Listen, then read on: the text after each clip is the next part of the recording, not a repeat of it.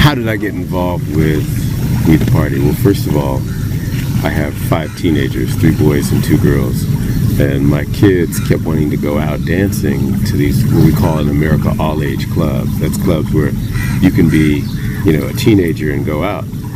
And so they said, Daddy, we want to go to these all-age clubs. And I said, hell no, you can't go to no club without me. I said, if you want to go to the club, you got to bring me. And they're like, no, we can't bring our father to a club. That's like bringing the police. So we went back and forth, and my one son, who's with me now, named Mandela, said, okay, I call him my 2-slap son. And he said, okay, what about if you come to the club, but you walk in later than us and you don't act like our father? Like, we dress you up, we put you in a cool hat and skinny jeans, and you look like the head of our security, but not like our father. So I said, okay, cool. I'll go incognito, and I'll go out with you guys. So I went out with them to the club, and their friends were like, wow, you bring your dad with you? And so we started going out more and more and more, because I decided I wanted to be the parent that knows what my teenagers are doing, and not the parent that doesn't know, because your teenagers are going to do what they want to do. That's going to happen. So the choice is whether you know about it or not. So I said, okay, I want to be the parent that knows about it. So we went out, and I said, look, as long as you guys are safe, no sex, no drugs, no alcohol. But if I know you're safe, then you be yourself, and I'll be cool.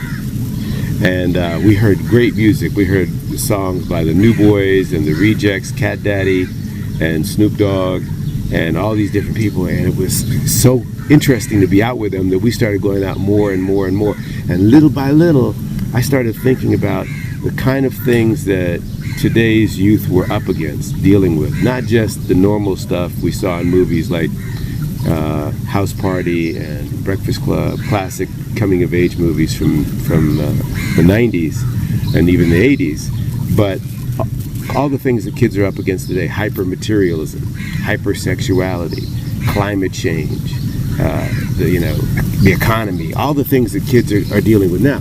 So I said, man, it'd be interesting to make a movie that is honest and really hears them the way they are, not the way we adults per se want them to be, and bring all the music and all the energy, but also some of the messages and themes, and not be afraid to have a conversation with a young audience that society's already started. So one of the things that in the opening of We the Party that we talk about, because I act in the movie as well, I play a teacher, and I say, listen, sometimes you won't in life always be able to buy your sense of self-esteem at the mall. Sometimes you won't be able to buy your friends with a big car. Sometimes it's not so important how much money you have in the bank. Sometimes what's more important is what you stand for, and what you do, and what you have inside. So when you understand the party is not out there, the party is not something they can package or sell you or put in a Coke bottle, the party's in here. So that's why we say, who's the party? We the party. The party's in here. So that was one of the things that I want to do for this message, for this generation. It was like, make sure that our babies, our kids coming up, remember, whether you're being sold everything, you're told you got to look like this and act like that and know the latest dance and have this much money or this new watch, remember, we the party.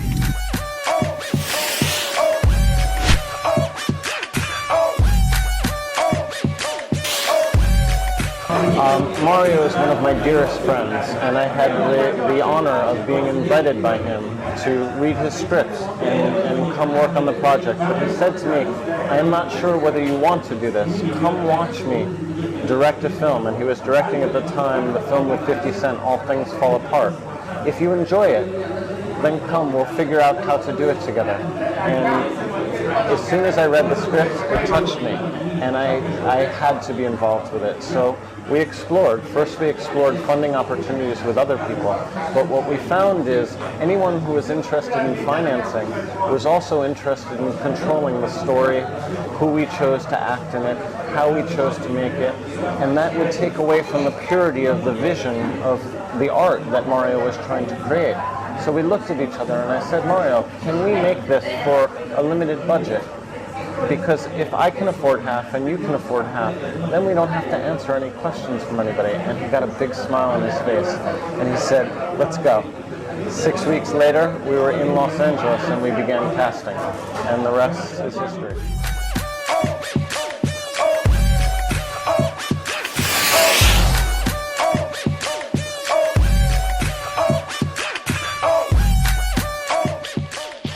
Yes, there are 7 Van Peebles in this movie. Mario has 5 children, and all 5 of his children in the movie. And the grandfather of all of African American cinema, Melvin Van Peebles, is in the movie as well. So you have Melvin, you have Mario, and all 5 of Mario's children in the movie. So, my grandfather had a tailor shop in Chicago, and he put my father to work in the tailor shop when my father was 8 years old. My father didn't become a tailor, but he learned how to work. He learned the work ethic. He learned how to make deals. He learned how to be on time. He learned how to hustle. And so that was the biggest thing that he learned. And I put my kids to work in my business. I'm in the film business. It doesn't mean that they're going to be actors or directors or writers, but they will know how to work. They will know how to deal with people of all colors. They'll know how to be on time. They'll be bilingual, because they'll have a language with their father where I'm just their father and I love them and I play with them and sometimes I discipline them. But they'll also have a language with me on the set where I'm Mr. Van Peebles, and they have to respect the director and be on time. So they're bilingual that way. And that's what I wanted. Plus, when you work with your kids, you get it at a cheaper discount. Yeah. So part of what I also wanted my kids to see was, and it's not just my kids, but what I wanted my kids to see is that a movie comes from an idea, and an idea comes in silence. It doesn't come watching Facebook. It doesn't come watching TV. It doesn't come with all the noise. A good idea has to come, I think, mostly in silence. So they see Daddy quietly watching them, and what it's telling the kids is, your life, your story is worth something. It's actually worth a movie. You see? So that's really empowering to understand, wow, my words, my life, my thoughts, my actions could be up on the screen for everyone to see, because really it's a story, not that I put my kids in it, it's a story about my kids. It's a story about all kids. So they were the inspiration for it, you see? So my one son with the curly hair, his nickname was Obama, because he's very smart and he's on the debate team. My other son, Mandela, you know, when he was studying with the girl on the computer overnight, that really happened. You know, he had a girlfriend named Cheyenne. Oh. Do you know what I mean? That's a real story. You know what I mean? So my other daughter, Maya, who plays Michelle, very smart, pretty, loves to gossip, loves to talk, do you know what I mean? So all these things were inspired by real kids. But it wasn't just my kids and my family. Snoop Dogg's son is in the movie, and Snoop is in the movie. So you have a lot of fathers and sons. P. Diddy's son is in the movie. He plays the basketball player, Reggie. So you have a lot of kids. It's kind of like, imagine a big family picnic. And I say to you, come, bring your mother, bring your father, bring some salad, bring whatever you want to bring. And we tell him, the cameraman, you know, you bring the music, and so-and-so Snoop's going to come, he's going to bring this. And we bring a big party, and the biggest ingredient in We the Party is love. People weren't doing the movie for the money. We did it for the love. And we did it because we wanted to put something positive out there that young people can see, that's exciting and entertaining, but has something to say.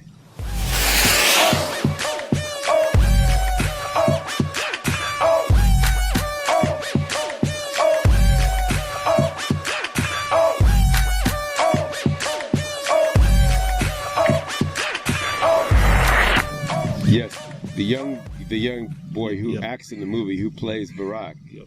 I think his family's from Tanzania. Okay. Yeah. So he just came in, and I liked his energy, and I liked the energy of his father and his family. And in my movies, I like to include the whole world. And so I saw that brother. I said, he's good. Let's use him.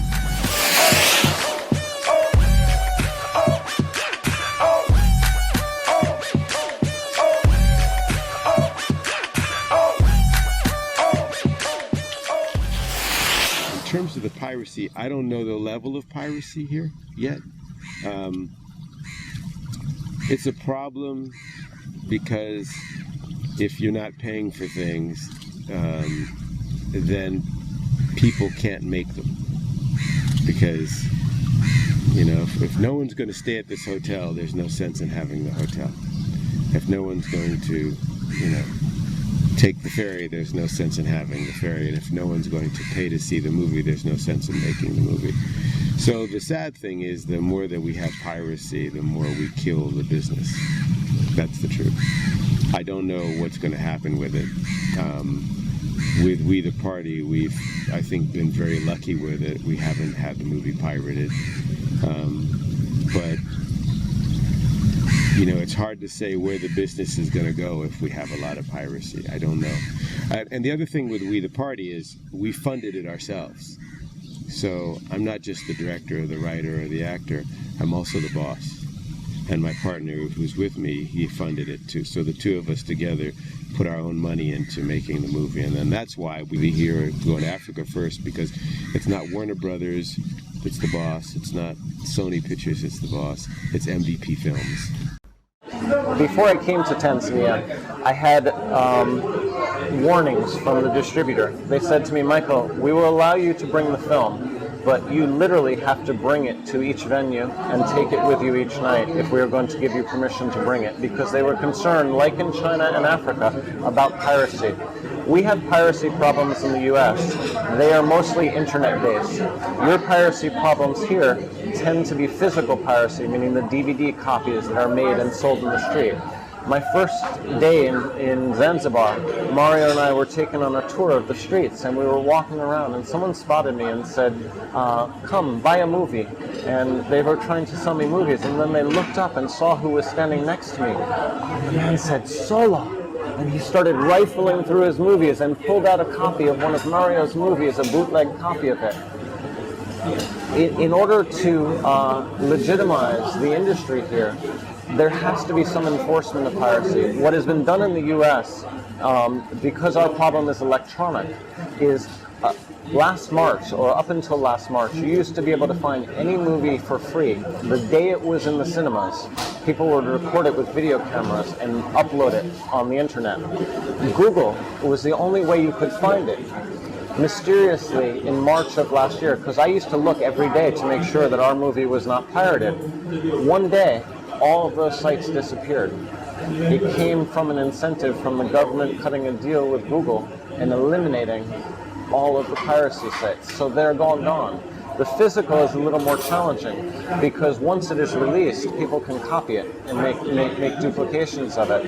It needs to be enforced from a government level. It's not going to go away unless the government takes a stand on it. And if they don't take a stand on it, we face the same problem.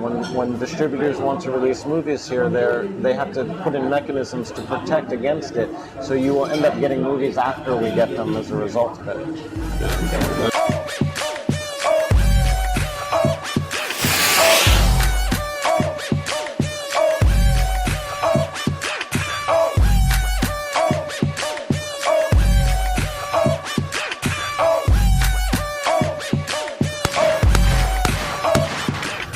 I always try to say what I know and what I don't know, and that's a big question in terms of who should fund film.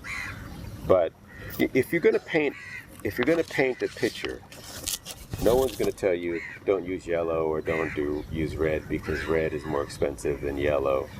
But if you're going to make a movie and you have a scene with a lot of crowd running through the marketplace or, running through Stone Town or whatever it is, that's going to cost a lot of money. And anytime people spend a lot of money on something, they're going to want a return on their investment. Now, if you're a filmmaker that knows how to put a lot of production value on the screen, then you can still make a big looking movie without spending a lot of money, and the technology is getting faster and better and quicker. And so I think it's easier now for filmmakers to make films actually than before. It actually could be less expensive to make films. But the trick is it's harder to get them distributed. It's harder to get them seen. So the goalpost used to be maybe making the film. That's not the goalpost anymore. Now the film has got to get seen. And that's where film festivals like the ZIF Film Festival or the Pan-African Film Festival are very important, specifically for African voices and African American voices or African Brazilian voices. You got to get heard and you got to get seen. And that's why I like to travel and go outside the box so I can learn the answers to questions like that. I think one of the effects of slavery, and this is just me, and it's a little theory I have. Of course, slavery was a very negative phenomenon, and I don't know if I'm Tanzanian or Mandinka, say for a house. I don't know that side of my family.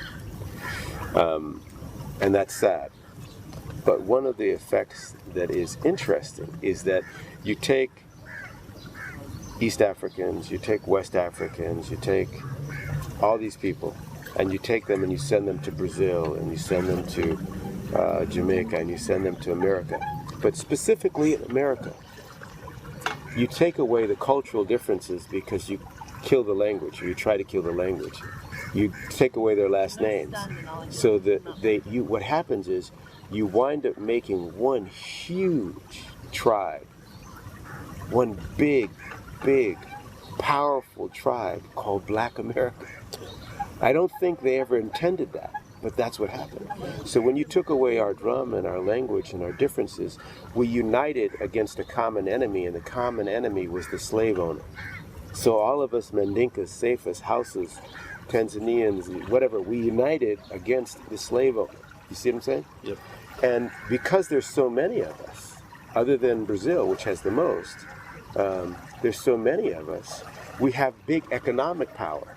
And that's why some of the most known black folks around the world come from America. Yep. You see what I'm saying? Yep. Because we have huge economic power. So I can make a movie in America like We the Party and have not one white person see it and make a hit film. Because we all speak the same language. We all have close to the same culture. The thing here in Africa is you still have divisions. And as long as you allow those divisions to make you fight Rwanda against this, or South Africa against that, or Kenya against that, or Ethiopia against Eritrea, as long as you fight each other, it'll be very hard to have a huge film industry until you speak one language. Now, if you speak your own language and you speak Swahili, or you speak your own language and you speak Swahili and English, then once you can get enough people that speak the same language who feel a cultural identity across those lines, then you have economic power. The same problem with the Latin population. I had a girlfriend who was Puerto Rican. The Puerto Ricans don't really like the Cubans. The Cubans never liked the Mexicans. The Mexicans don't like the Dominicans. The Dominicans didn't like the Spaniards. Crazy. Asian. Japanese don't like the Chinese. The Chinese had problems with the people from Thailand. The Thailand had, crazy. But Black America, we may be not, we're not too educated. We don't speak many languages. We speak one language, but we have enough buying power that we can create our own stars. You see? Once we in Black America create our own stars, we make our own movie, whether it's New Jack City or Posse or Malcolm X or whatever the movie is. Once we say this is a good movie, then white America goes, okay, we'll listen to it. Once we say this is good music, we have the Jackson 5, white America goes, oh, we'll listen to it. Once we say we got something new called rap, white America goes, we'll listen to it. But we have the power. The first part of the question, in terms of film being very expensive, I think that is changing. Okay, what has happened is you are shooting me right now on a Canon D5. That machine is about $4,000 or $5,000. What we shot our movie on is the Red. Originally, those cameras, the high-end digital cameras, were $100,000, $150,000. Then they came down to $25,000. Now you can buy them for $5,000. I can buy a smaller HD camera.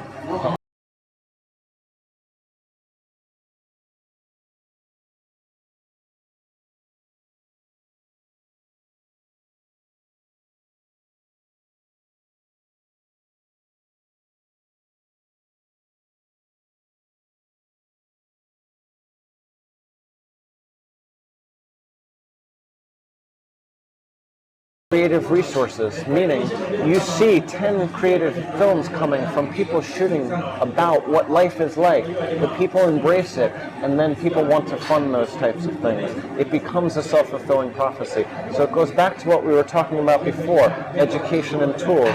If the people have it, the money will follow, because now you have the skills and the equipment available locally, and you have a market here. You have 1 billion people in Africa.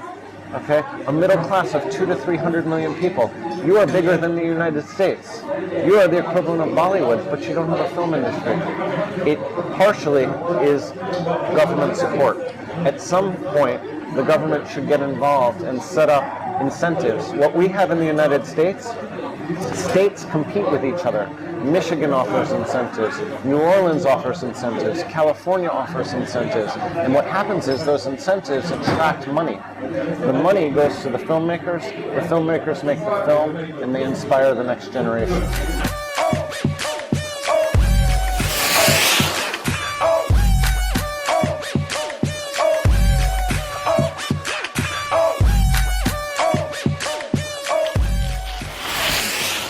I've been in Tanzania, I've been in here, and I've been at Zanzibar.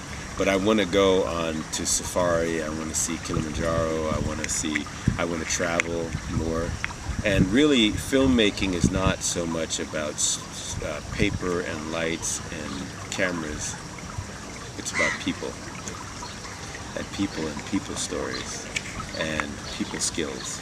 And so it's when I get that inspiration. I didn't know, as a filmmaker growing up and learning with my father, that I would turn around one day and now would meet a party and learn from my kids. You know what I mean?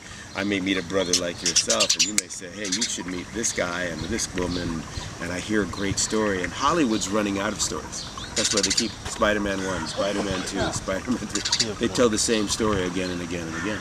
We have all these great stories. Just think about Africa and the Chinese coming here and other countries coming here for the minerals. Say, okay, these guys have all these resources. Let's go get their resources. But you know what we got here? Human resources and story and ancient wisdom. You know what I mean? And no one's looking at that.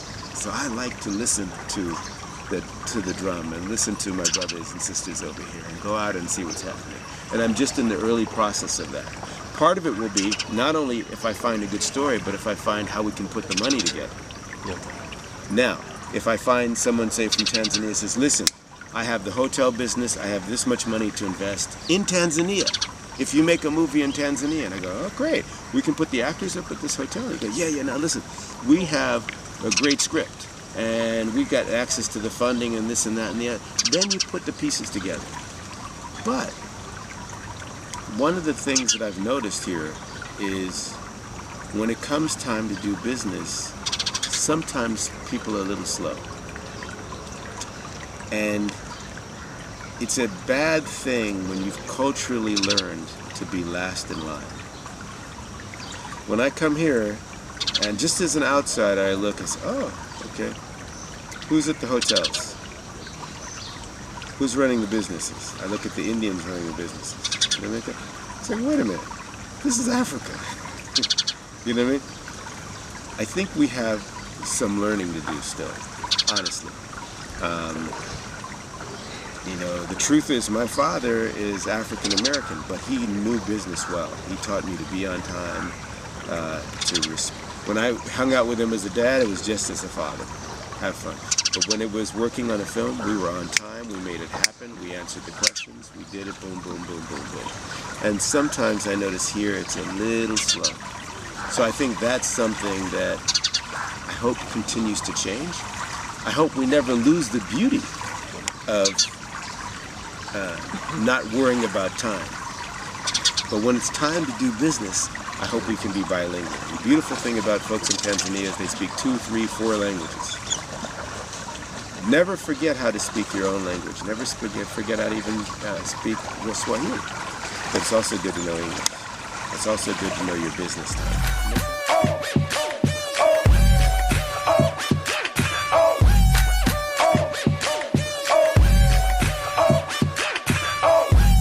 The song in the movie that Mario wrote, called Truth, is originally a public domain score called Pachelbel Canon. It was a classical song written in the 1700s. It is the first pop song. And the beauty of the song is it is rapped by a young rapper named YG, whose songs, Toot It and Boot It, is more about partying. So the kids, the fan base, are drawn to the song because of the artist, but the message inside the song is so beautiful. And when they hear it, they have pride, and it just is so touching. And I have pride in the fact that Mario had the vision, like with Flintstone vitamins, to bury the message inside something that they would want to take for their own and own for themselves, and they clearly have.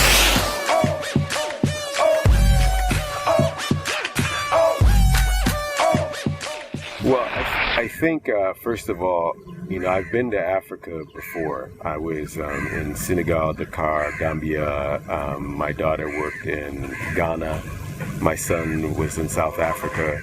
So we've gone to Africa a couple times, but I've never come to East Africa. And I came here with the ZIF Film Festival, so to Tanzania. And then we talked about it, and I said, so many times I see films, and by the time they get to Africa, it's very late. So they go the rest of the world, and then we see them in Africa. And I said, I want, with We the Party, to bring the party to you first. I want to bring it to the motherland. I want to come here first. And so you are the first people to see We the Party in a theater other than in America. No one in Germany, no one in China, no one in Italy. You're the first. And so part of what I wanted to do was make sure that we show this love that we feel and come over and do that. So that was exciting to get to do that. Yeah.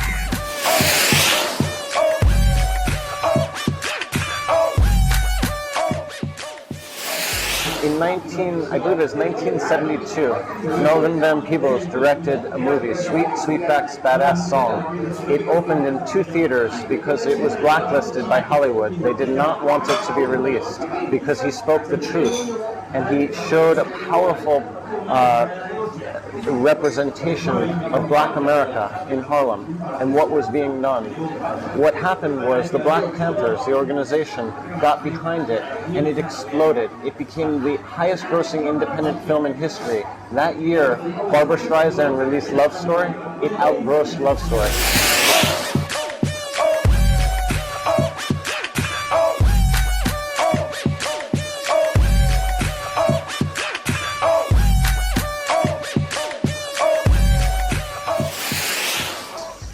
When I did We the Party, we got some important reviews from some very important critics that were very positive.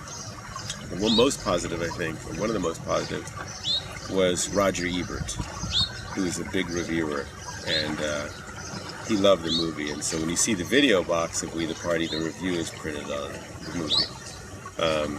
So that a good review can be helpful, but for our movies, the best review is the people. There is one from the people.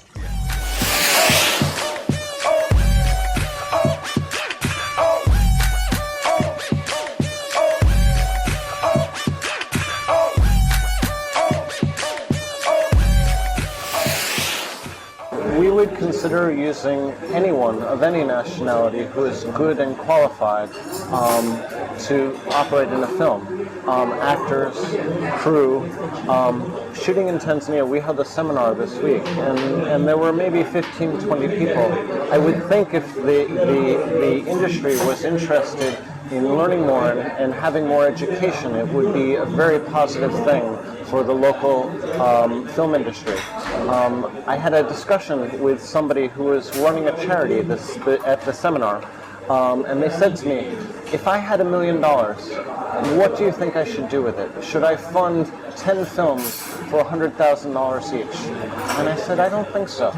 I think what I would do is I would buy maybe 100 or 500 cameras, 100 or 500 editing machines, and 100 or 500 scholarships to educate and train so that people like Mario are able to come and have the resources that we have back home here, because you have so many natural beauties here.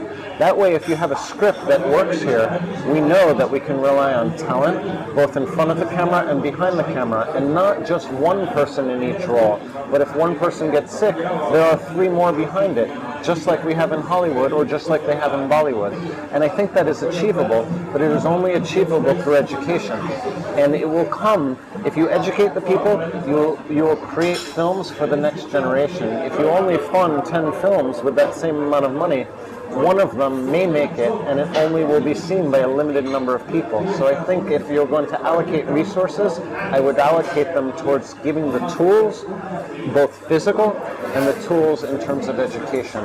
And then that the local people should embrace it and show up and go to the classes and be engaged and embrace it, because then the opportunities will come through their own skills.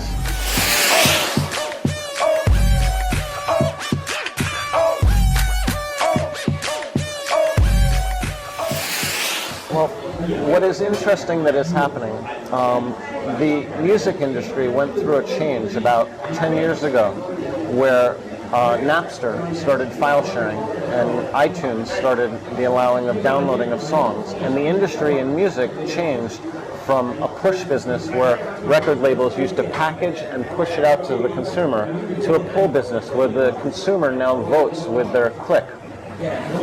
Film was a little bit behind because it requires more bandwidth. But now that that is happening, the internet is starting to take up the market share of where cinema used to be. And the decrease in sales of cinema are increasing on places like iTunes and YouTube. Now, if you are an independent filmmaker, you can fill out a one-page form and self-distribute your films if you make an independent film on YouTube. Facebook has decided after the Dark Knight, and they did not want to be in the distribution business themselves, so they have made themselves a platform where developers can develop mechanisms so that you can have a point of purchase location on Facebook, and multiple developers can sell a revenue sharing opportunity for individual producers. So now I can go to an individual company, put their module on my Facebook page, and someone can go and swipe their Visa card, and I can collect the money and share it with the company that provides the service for me. That's easy. It doesn't cost me anything as a producer. So anyone can do it. If you make and cameras, the technology is allowing you to shoot films relatively inexpensively. So I think that will take more and more of the market share over the next few years, and will allow it to be not just the big companies that are doing it, the individual will now be able to do it.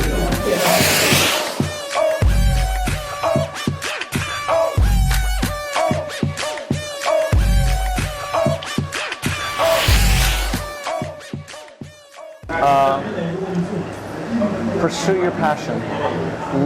If you believe that you want more cinema that represents who you are, the vision of what you want to be, pursue it. Do not give up on it. As technology is progressing, you will be able to deliver your art form to the world easier and less expensively. You no longer have to look to Hollywood to find and solve the problem for you. The solutions exist, and they are available to everyone in the world, and in many cases they are free. As I had said before, you can post your movie on YouTube or on Facebook on a revenue sharing rather than having to outlay money, and self-distribute your film if you are an independent filmmaker. So if you have a camera that you buy for several hundred or several $1,000s, and crew of other artists who want to work with you because they believe in it and passion. You can make a film fairly inexpensively if you have a vision, and then self-distribute it. If it's good, the people will follow it.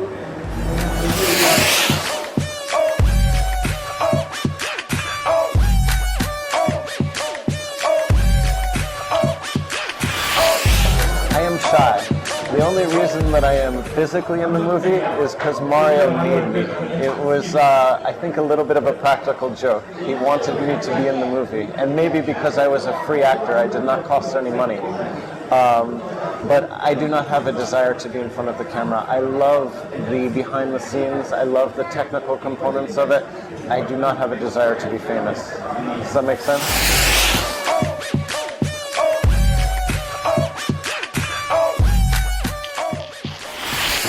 I am a police officer, Officer Klein. I'm Michael Jai White's partner in the movie. Okay. That is your name? My name is Michael Cohen. Michael Cohen. Yes. Thank you very much. Thank you, sir.